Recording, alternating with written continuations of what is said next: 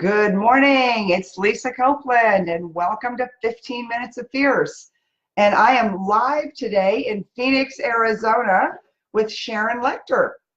Good morning. Good morning. Very early morning. Oh my God, it's a very early morning. So yesterday morning I was at 4:30 California time. At least in Arizona, I get to go to 5:45, and it's 6:45 Central Time, 7:45 Eastern Time. What are we doing? You're doing it. I'm just doing it today. Okay, so what happened last night is, good morning, everybody. Let's see who's on here. We've got Michelle and Natalie and Keith and Janelle and Faye and Zelinda and Anthony and Tiffany. You guys, everyone say good morning to Sharon Lechter. And she is my guest today on 15 Minutes of Fierce. And what is better than showing up at someone's house? She picks you up at the airport and you say, oh, by the way, you're going to be on my show in the morning. Yes, bright and early. Oh my gosh. Okay, well, I have so much to talk to you guys about. Well, first of all, we decided we would be like Kathy Lee and Hoda today. Cheers. How many times do you guys see us do that? Do that in the morning? Not many. All right. So anyways, everybody, for those of you that are just tuning in, thank you so much. And I'm so excited. So I've been in Los Angeles doing business, and then I came over for the birthday party of the one and only, the iconic legend, Sharon Lechter. Which is happening because of you. I don't know if it's happening because of me, but your house looks perfect. It looks absolutely perfect. Everything, all around the house. I think you're going to have, what, 75 people here tonight? Yeah. Celebrating you. Celebrating you. And so one of the things I wanted to give you, because every presents, I love it. Yes, every queen for her birthday, tag's still on it, so you're gonna be like, what was the gal's name who had the hat? Minnie Pearl. Every queen for the birthday has to have her crown. Oh, and it says goodness. Happy Birthday. So, but I already have a hat. I know. So I have to just kind of like, you have to put it over that. See? All right, There's Sharon's Happy Birthday crown. Okay, this is a perfect topic for you to be on the show today. So I've been talking about for the week on what is your word for 2019, turned it into an acronym, then what is your story? And how do you tell your story? How do you rewrite your story? So for those of you that don't know Sharon, which that would be hard to believe, but if you don't know Sharon, she has sold, I mean, she's the ultimate, like she's one of the greatest selling authors of all time. She's sold over 30 million books. That would be 30 million books, people. She was the co-founder of the Rich Dad Empire, Rich Dad, Poor Dad, Think and Grow Rich for Women. And then all of you know, for the first week we launched 15 Minutes of Fierce, we talked about outwitting the devil. Yes, you did. It was wonderful. And Sharon was the annotator of Outwitting the Devil. So I'm going to let you take it a little bit on talking about what it is to tell your story. I mean, you tell stories all the time. You tell your story, you tell other people's stories, and then you write stories. So what would you, as one of the best-selling authors of all time, tell people about writing their story? Well, when you're talking, it's not just writing, it's also even sharing when you're on stage or when you're trying to make a presentation. When you talk about sales, you say, what's the unique selling proposition? Well, nobody has your story. You're the only one with your story, right? It makes you unique. And you've had successes during your life, and you've probably had a few learning opportunities. But when you tell somebody, like, this is what happens, unless you tell them something that involves their heart, they're not going to remember it. Maya Angelou said, you may not remember what I say or where I said it, but you're going to remember how I made you feel. And so if you think about it, textbooks, you read them, it goes through your eyes into your brain, right? And you hope on test day you can get it back out of the brain, right? Well, when you want something that really impacts people, you have them read it and have it go to the heart.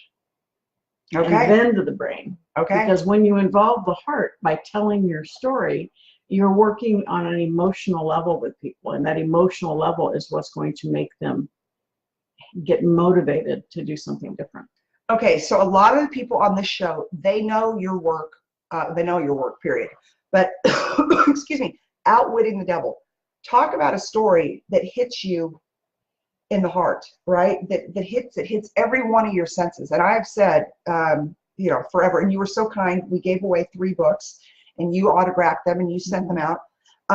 But how did that story, the story that Napoleon Hill wrote, that you had the opportunity to annotate, to go back in and from your perspective, be able to, I shouldn't say retell the story because that isn't the right way to say it. Well, I mean, the whole story behind it, I'm crooked. I can't go crooked now. No, you never have a crooked crown. The whole story behind Outwitting the Devil was that everyone watching and listening today has probably heard of the book Think and Grow Rich by Napoleon Hill. Over 100 million of them have been sold around the world. And it was a lifelong effort by Napoleon Hill over 25 years writing the book. And when he released it, he was really frustrated. Because even people, when people know what they're supposed to do to become successful, they don't do it. And, you know, some of you may be feeling a little busted right now, because I know I did when I read this book. So when right after he published Think and Grow Rich, he sat down and wrote this book, Outwitting the Devil. But the title scared his wife to death. So that's part of the story.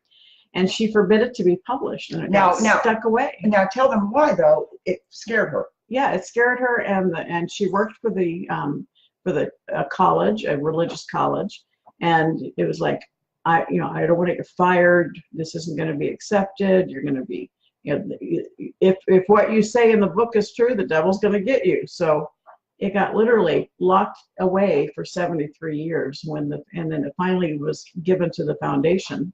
After he had died, she had died, her sister died, and then it finally was given to the foundation. And they sent it to me and said, we'd like your opinion. And when I read it, the story of why he read it, the story of how we all can sometimes be our own worst enemy. We can sabotage our own success. And that's something that we have to pay attention to, because it's our story. It's what happened to us individually growing up. Okay, were you taught your religion through fear? In Southern Baptist Church, I got taught a lot about fear. Yes. Religion, you're going to die. You're going to burn in hell, right? I still believe that, for the record. If you're not a good person, I still believe you're going to burn in hell. Yeah. True or not true, but it keeps me in line. But that message can be also shared through faith. And so I had both. I had a minister telling me, fire and brimstone, and yet I had a youth pastor that taught me my faith through faith, right? Religion through faith.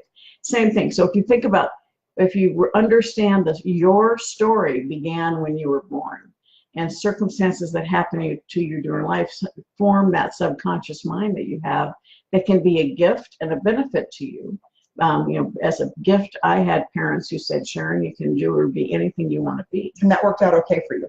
Yeah, and so, but there were other things that happened to me as a child that I didn't even know impacted me until I literally read this book. And I started realizing that sometimes we have to look back at what our life was. I'm going to take your crown off because it's making me a little crazy because it's crooked. Know what our story is. We're going to represent it tonight at your birthday party. Know what our story is. Then we can actually peel back those layers of the onion and know who we are, where we came from, the decisions that have caused us to go a certain path, and things that held us back no longer will. My friend David Corbin says, illuminate the negative.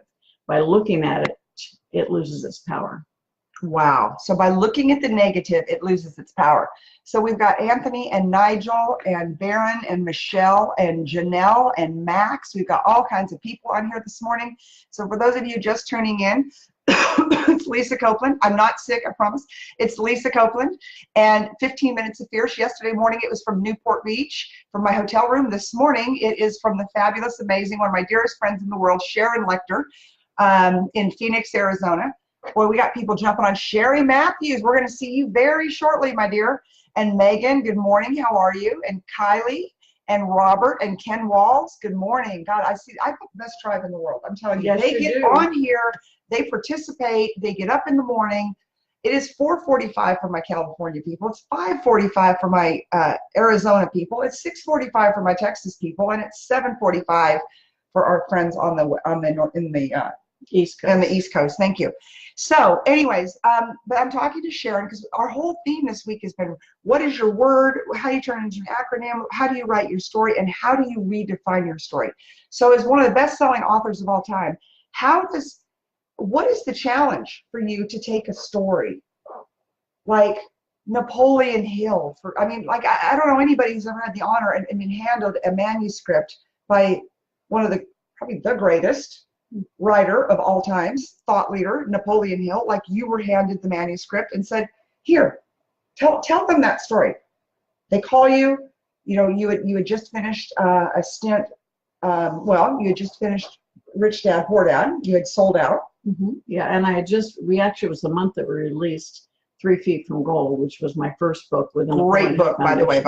When they called me, because after the Depression of '08, you know, they realized they needed to get the teachings of Napoleon Hill back out there and reinvigorate his teachings. And they reached out to me and asked me to help do that. So my first book with them was 3 Feet from Gold. And the very month we were publishing it, which was October of '09. So this year will be our 10th anniversary. It's amazing. Wow. And they said, we have this manuscript. We don't know what to do with it. We want your input. And so I ran away to the West Coast and which you always like an excuse to do. All by myself, and sat down to read it, and it just really transformed my way of thinking. It helped me think about a lot of different things in my life that I was dealing with. And I said, this has to get out. This has to get published. And it was amazing. You just could feel the power. And it was written in 1938. All right, so all of you who have read, Outwitting the Devil, throw some hearts out there. Let us see that you guys have read Outwitting the Devil. Here they come. Here come the hearts. By Napoleon Hill, annotated by Sharon Lechter. Okay, so I'm sorry. Yeah, well, so the intent was to really attract a new audience. But we didn't want to lose the existing audience. And so what we did was I annotated it by comparing to what happened today, where we are today, with when he wrote the book. And so I wanted to contrast it. But I want, for those diehard Hill fans, I didn't want to have them get mad at me for interrupting Hill. The 100 million of them in the world, or more. So my comments are actually set in a different type font, and they're bold, so you can skip over mine if you want to read. If you already know Hill, you already know the story of Think and Grow Rich. But for most people, and this book has really worked. We thought 3 Feet from Gold would do it, which it was. It was a big success.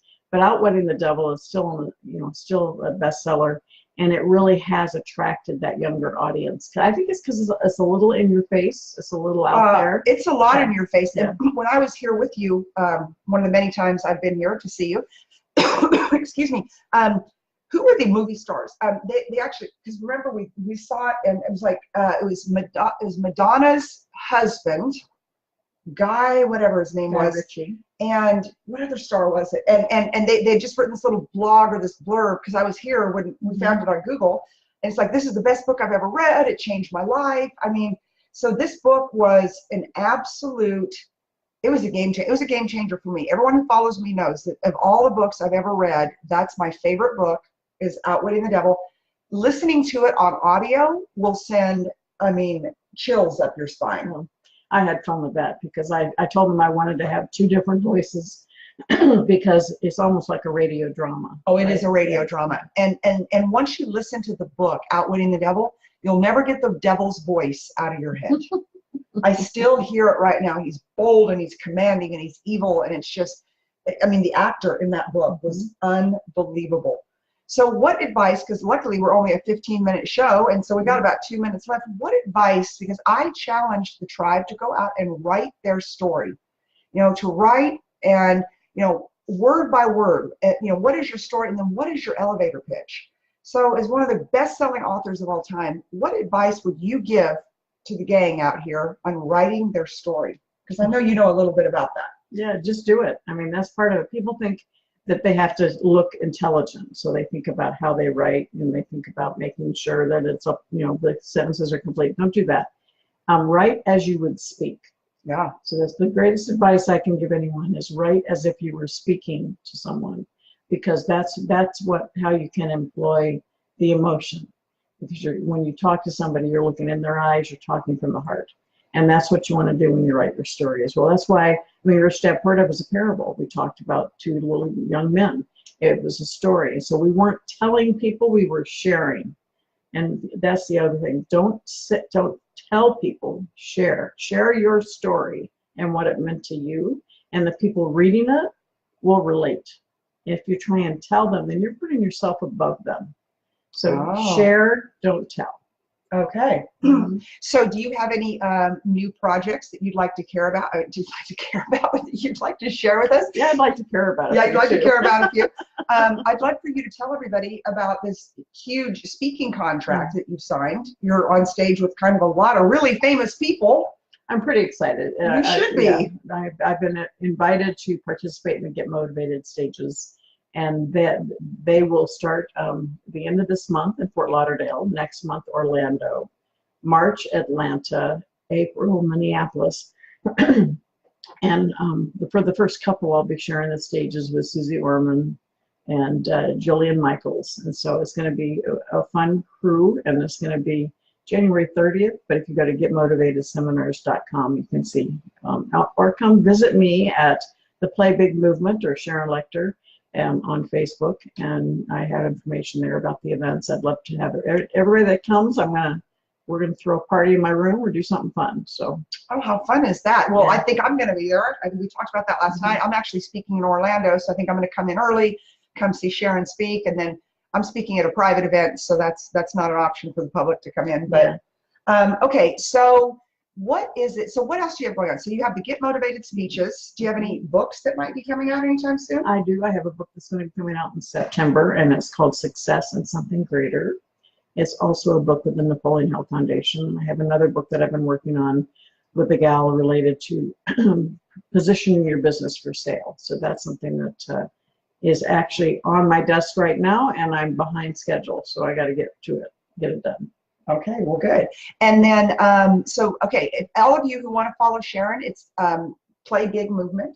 Is that the website, or is it just SharonLechter.com? SharonLechter.com is the website, and the private Facebook group is called the Play Big Movement. So I invite all of you to join every week. I don't do a daily show, but every week I do. She told me I was crazy last night. She's like, "You've lost your mind.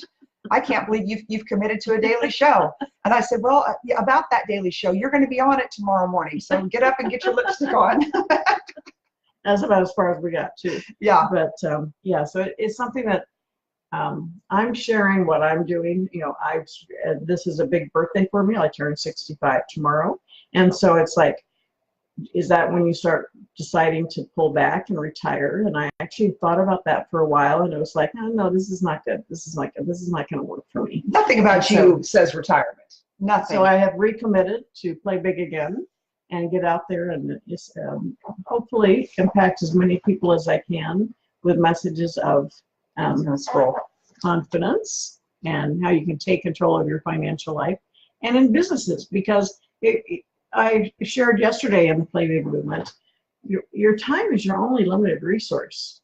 And are you spending your time, or are you investing your time? And I taught the difference is when you invest your time, you're investing in building an asset. All right. So right now, Lisa's in this show, she's building this community that will be able to continue moving forward with her and invest. So you're investing every morning in doing that, and I applaud you. Invest your time in creating assets. So stop focusing on income, focus on buying, building, or creating assets that generate that income. Because when you exchange time for money, it's up to you. You're your only asset. Right. So exchange your time by buying, building, creating assets, so that asset will be out there working for you, so you don't have to.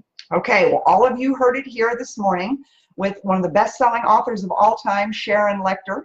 And I'm in Phoenix, Arizona. I will be back in Austin, Texas on Monday. I'm pretty excited about that. Sherry Matthews joined. Oh, look at Sherry. She's out there promoting already. Craig Lockhart, good morning, my friend. Ken Walls, he's always such a great. Denise says, happy birthday. Crystal, good morning. Zelinda, Tammy, Janelle. Okay, so if all of you will go out and you'll share this show, that will be Sharon's birthday present, is to join the Big Play Movement. Thank you, Megan. I'm happy. She's telling you to join the Play Big Movement. Yes, join the Play Big Movement. I mean, this woman is considered one of the top financial literacy experts in the world. Excuse me, co-author of Rich Dad, Poor Dad. I know everyone's heard of that book. The author of Think and Grow Rich for Women, Outwitting the Devil. You've written over 30 books. 27. 22. Oh, 22 books. Soon to be 25. Soon to be 25 books and 30 million books sold. So those aren't like free downloads like we see everywhere to get your free ebook. No, they're actually real books. These are real books that people exchanged cash for. Anyways, but Sharon is, and so we're all coming to town. We've got a bunch of people converging on Phoenix, Arizona to celebrate this beautiful woman who is, I think, 25 years old in heart and spirit and the way and how beautiful she is. She has given so much back to the world. Just all the awards, the award circuit that you've been on, it's been unbelievable. You know, you've served a couple of United States presidents on the Financial Literacy Council. So if you want to get your financial house in order in 2019, if you want to know what it takes to really be an entrepreneur, then I want you to follow Sharon Lechter and you know, get her wisdom. Now, she doesn't do an everyday show. She thinks I've lost my mind. But anyways, all right, everybody. Well, I love you guys. I will see you on Monday from Austin, Texas. So I'm going to be back on my time zone, hopefully, after this crazy weekend at the Lechter household. It'll be a long weekend. So Monday morning, I might not be as exuberant. But anyways, thank you guys for tuning in this morning to 15 Minutes of Fear. Share it out to your friends.